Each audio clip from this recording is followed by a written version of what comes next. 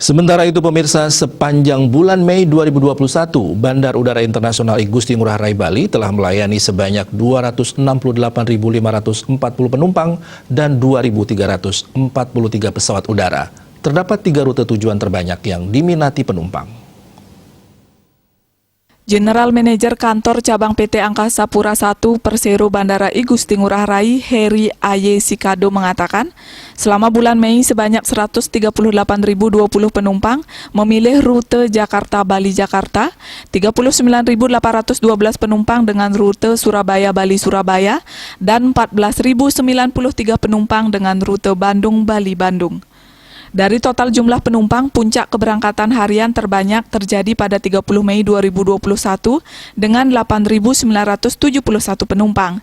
Sedangkan kedatangan terbanyak 9.424 penumpang pada 26 Mei 2021. Ia juga menyebut ada 3 maskapai yang beroperasi terbanyak mengangkut penumpang, yakni Citylink Indonesia 86.866 penumpang, Lion Air 60.023 penumpang, dan Garuda Indonesia yang mengangkut 46.194 penumpang. Seiring penerapan protokol kesehatan tersebut, disampaikan bulan Mei 2021 telah melayani sebanyak 268.540. Seiring penerapan protokol kesehatan tersebut, disampaikan bulan Mei 2021 telah melayani sebanyak 268.540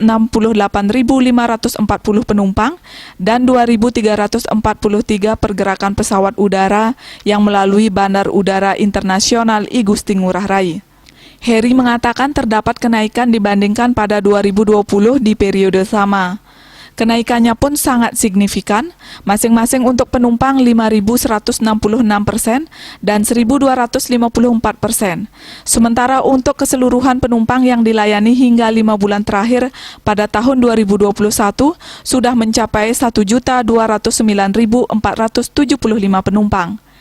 Terbanyak terjadi pada April 2021 dengan jumlah 307.107 penumpang.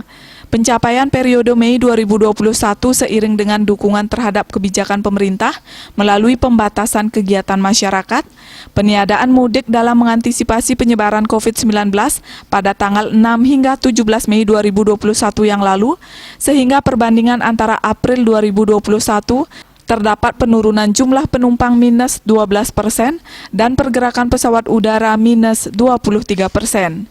Yudi Karnaidi, Bali Pos.